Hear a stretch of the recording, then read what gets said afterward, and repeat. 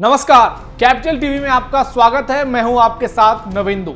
Sunday special में बात करेंगे बांग्लादेश की और बांग्लादेश में हो रहे नए बवाल की।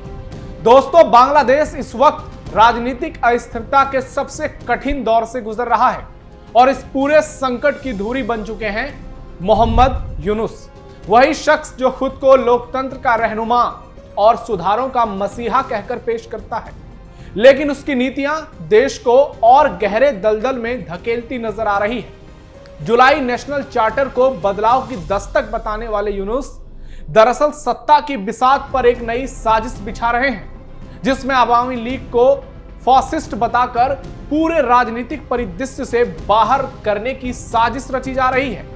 यूनुस की इस ट्यून ऑफ यूनिटी की असलियत अब जनता समझने लगी है। तभी तो ढाका की सड़कों पर आंसू गैस, पत्थरबाजी और जली हुई पुलिस गाड़ी लोकतंत्र की नई परिभाषा गढ़ रही है। जुलाई विद्रोह के नाम पर जिन युवाओं ने कुर्बानी दी, उन्हें चार्टर में जगह तक नहीं मिली और अब उनके जख्मों पर सिर्फ बयानबाजी का मरहम लगाया जा रहा है।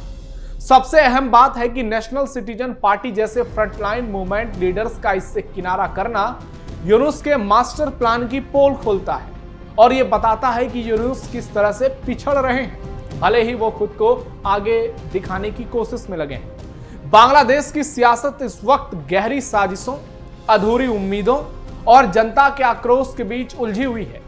जो यूनुस खुद को लोकतंत्र का प्रतीक बता रहे थे, वही अब सवालों के कटघरे में है। क्या यह नया बांग्लादेश एक तरफा सत्ता की जिद का परिणाम है? क्या बिना शेख हसीना की पार्टी आवामी लीग के चुनाव वाकई लोकतांत्रिक होंगे? और क्या यूनुस का ये रिफॉर्म रोडमैप देश को स्थिरता देगा या बर्बादी की ओर ले जाएगा? इन सवालों के जवाब अभी अधर में है, लेकिन एक बात तो साफ है कि बांग्लादेश में चार्टर ऑफ चेंज नहीं बल्कि क्राइसिस ऑफ कंफ्यूजन शुरू हो चुका है और इसका बिहार चुनाव से भी कनेक्शन जोड़कर देखा जा रहा है। इस वीडियो में हम आपको डिटेल में बताएंगे यूनुस का ये नया प्लान आखिरकार है क्या, जिसकी पूरी दुनिया में चर्चा हो रही है। वीडियो बहुत शानदार होगी, लास्ट तक जुड़े रहिएगा। यूनुस का नया जिहाद शुरू, बांग्लादेश में नया बवाल, शेख हसीना के साथ धोखा, जिहादी का खौफनाक प्लान। बांग्लादेश की सियासत में एक बड़ा ट्विस्ट आया है। यह ट्विस्ट पूर्व पीएम शेख हसीना को लेकर है। दरअसल बीते दिन बांग्लादेश की 25 पॉलिटिकल पार्टियों ने जुलाई नेशनल चार्टर पर साइन किए। इस चार्टर को रिफॉर्म्स का रोडमैप बताकर शेख हसीना की आवामी लीग को फॉसिस्ट करार देने की कोशिश की जा रही है। इस पूरी साजिश में सरदार की भूमिका में बांग्लादेश के चीफ एडवाइजर मोहम्मद यूनुस हैं, जिन्होंने इस कवायद को ट्यून ऑफ यूनिटी गाना बताया है। हालांकि ये बात अलग है कि यूनुस की यह चाल जनता को समझ आने लगी है। यूनुस का असली चेहरा बांग्लादेश की आवाम पहचानने लगी है और इसकी बानगी शुक्रवार को बांग्लादेश की सड़कों पर नजर आई। जनता के मूड को देखते हुए कुछ सियासी दलों ने इस चार्टर से दूरी बना ली है। सड़कों पर जारी प्रोटेस्ट और कुछ अहम प्लेयर्स के बाइकॉट ने यूनुस सरकार की सेरेमनी की चमक को फीकी कर दिया। फरवरी 2026 के इलेक्शन से पहले यह चार्टर बांग्लादेश की पॉलिटिक्स में एक बार फिर नया क्राइसिस खड़ा कर सकता है और जो विवाद सुलझाने को लेकर यूनुस बड़े बड़े दावे कर रहे हैं, वो नहीं सुलझता हुआ दिख रहा है। बांग्लादेश में एक नया चैप्टर, उसका आगाज होता हुआ नजर आ रहा है। एक ओर यूनुस खड़े हैं और दूसरी ओर बांग्लादेश का भविष्य, जिसके साथ यूनुस खिलवाड़ कर रहे हैं और इसका अंत बांग्लादेश के लिए बेहद घातक हो सकता है, क्योंकि यूनुस पूरा रोड मैप तैयार कर रहे हैं जिसके जरिए शेख हसीना की पार्टी और शेख हसीना को बांग्लादेश की पॉलिटिक्स से हमेशा के लिए दरकिनार कर दिया जाएगा और आने वाले दिनों में इसका असर बहुत ही खतरनाक और भयंकर साबित हो सकता है, जिसके जिम्मेदार सिर्फ यूनुस होंगे। जी हां, वही यूनुस, नोबेल प्राइज विनर, जो खुद को शांति का मसीहा बताते हैं और जो खुद को बांग्लादेश में परिवर्तन का दूसरा चेहरा मानते हैं, लेकिन असलियत कुछ और है। जुलाई विद्रोह से चार्टर तक का सफर। पिछले साल यानी जुलाई 2024 में विद्रोह ने शेख हसीना की 15 साल पुरानी गवर्नमेंट को किस तरह से बांग्लादेश से बेदखल किया था, यह हर किसी ने देखा। इस विद्रोह के लिए स्टूडेंट्स और नौजवानों को मोहरा बनाया गया था। विद्रोह के बीच अवामी लीग के कई लीडर्स जेल में डाल दिए गए थे। कुछ लीडर्स खुद को बचाने के लिए देश छोड़कर फरार हो गए।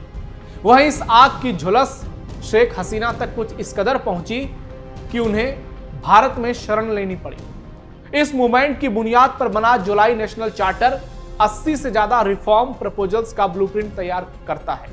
इसमें इलेक्शन सिस्टम, जुडिशियरी, एजुकेशन और हेल्थ सेक्टर में बड़े बदलाव का दावा किया गया है। यूनुस की अगुवाई वाली नेशनल कंसेंसस कमीशन ने 8 महीने के लंबे डिस्कशंस के बाद इसे फाइनल किया है, ऐसा दावा किया जा रहा है।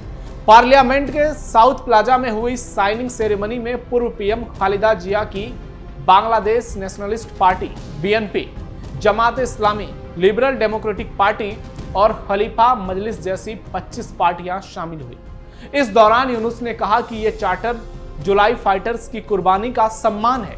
हम बर्बरता से सिविलाइज्ड डेमोक्रेसी की ओर बढ़ रहे हैं। दोस्तों, कहने को तो ये सिविलाइज्ड डेमोक्रेसी की ओर बढ़ रहे हैं, लेकिन असल में ये लोकतंत्र का खात्मा कर रहे हैं। और यूनुस ये पूरा षड्यंत्र किसके दबाव में रच रहे हैं, ये हर किसी को मालूम है। इसलिए यूनुस कुछ भी कर ले, उनके जिहादी खेल से दुनिया अब रूबरू हो चुकी है।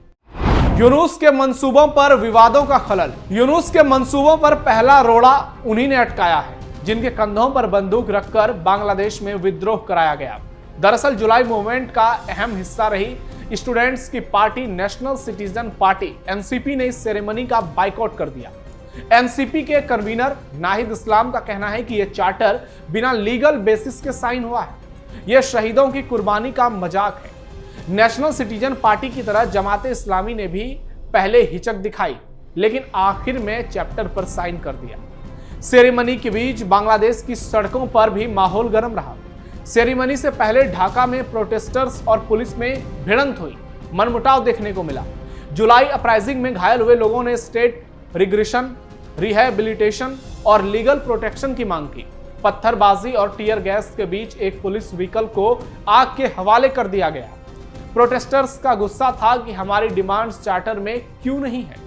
यूनुस गवर्नमेंट ने लास्ट मिनट में जुलाई फाइटर्स को इंडेमनिटी देने वाला क्लॉज जोड़ा, लेकिन ये नाकाफी साबित हुआ और बहुत सारे लोग इससे नाखुश नजर आए। यूनुस की साजिश और हसीना का भविष्य। दोस्तों, यह चार्टर अवामी लीग और उसके कोलिशन पार्टनर्स को इलेक्शन से बाहर रखने का मास्टर प्लान लगता है। यूनुस ने इसे न्यू बांग्लादेश का बाय प्रोडक्ट बताया, लेकिन बिना अवामी लीग के इलेक्शंस कितने इन्फ्लुएंसिव होंगे, कितने एक्सक्लूसिव होंगे, यह बड़ा सवाल है। कितने लोकतांत्रिक होंगे। हालांकि इस बीच दावा किया जा रहा है कि अगर रिफॉर्म्स सक्सेसफुल हुए तो बांग्लादेश में करप्शन कम होगा और डेमोक्रेसी मजबूत होगी। लेकिन एनसीपी जैसे अहम प्लेयर्स का बाइकआउट और सड़कों पर गुस्सा साफ नजर आता है कि यह रास्ता आसान नहीं है। आप खुद सोचिए कि अगर ऐसा होता है तो बांग्लादेश की स्थिति क्या होगी। चीन अमेरिका का मोहरा बना यूनुस। अब जबकि बांग्लादेश की सियासत उबल रही है, असल चेहरे धीरे धीरे सामने आ रहे हैं। यूनुस सिर्फ एक सुधारवादी नहीं बल्कि विदेशी ताकतों के इशारों पर देश की चाबी थामने वाला एक मोहरा नजर आ रहा है। अमेरिका और चीन जैसे वैश्विक खिलाड़ी जो दक्षिण एशिया में वर्चस्व की लड़ाई लड़ रहे हैं, यूनुस को एक रणनीतिक मोहरे की तरह इस्तेमाल कर रहे हैं। एक और अमेरिका मानवाधिकार और लोकतंत्र की आड़ में अपने हित को लगातार साधने में जुटा है, तो दूसरी ओर चीन बांग्लादेश को अपने बेल्ट एंड रोड इनिशिएटिव में गहराई से घसीटना चाहता है। यूनुस इन दोनों के लिए आदर्श ब्रिज साबित हो रहे हैं। नीतियां वही बन रही है जो वाशिंगटन और बीजिंग के फाइलों में पहले से लिखी जा चुकी है। देश के अंदरूनी मसलों को ग्लोबल पावर गेम में गिरवी रखकर यूनुस ने यह साफ कर दिया है कि उन्हें बांग्लादेश की जनता से नहीं, अपनी इंटरनेशनल छवि और विदेशी आकाओं से सरोकार है।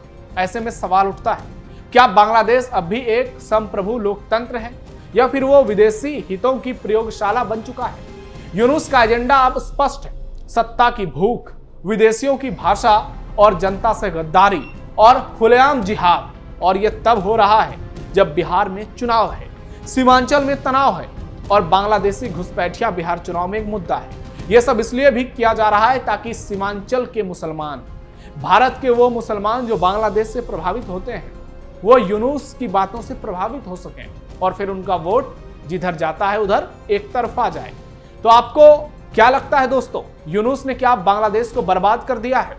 क्या अब शेख हसीना की वापसी असंभव नजर आ रही है? और अगर ऐसा होता है तो फिर बांग्लादेश की स्थिति आने वाले कुछ सालों में कैसी होगी? कमेंट बॉक्स में बताइए। और ऐसी और भी दिलचस्प खबरों के लिए आप जुड़े रहिए कैपिटल टीवी के साथ। फिलहाल संडे स्पेशल में इतना ही। धन्यवाद।